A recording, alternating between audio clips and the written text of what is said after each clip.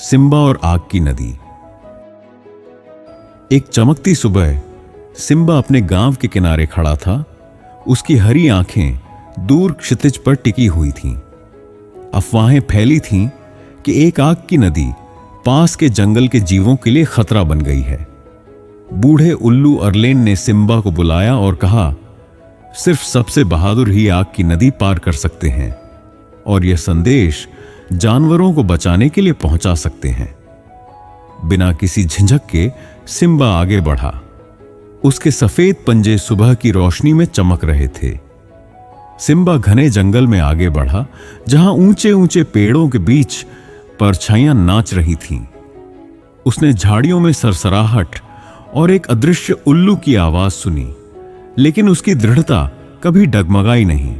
आगे का रास्ता खड़ी चट्टानों और पत्थरों से भरा था, लेकिन सिम्बा की फुर्तीली चाल उसे आगे बढ़ाती रही। सिम्बा आग की नदी के पास पहुंचा। एक उबलती चमचमाती लावा की धारा जो जंगल के बीच से बह रही थी। गिरी हुई लकड़ियों से बना एक संकरा पुल नदी को पार कर रहा था, जो गर्मी से कांप रहा था। गहरी सांस लेकर सिम्बा पुल पर कूद गया।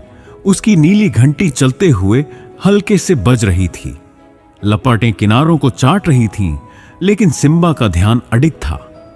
नदी पार करने के बाद सिम्बा ने उल्लू का संदेश एक साफ जगह में इकट्ठे जानवरों को दिया। खरगोश, गिलहरियां और पक्षी उसे घेर कर खड़े हो गए। उनकी आंखें राहत और प्रशंसा से भरी थीं।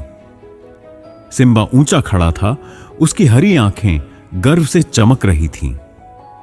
सिम्बा अपने गांव लौटा, जहां उसका स्वागत खुशियों और मुस्कुराते चेहरों से हुआ।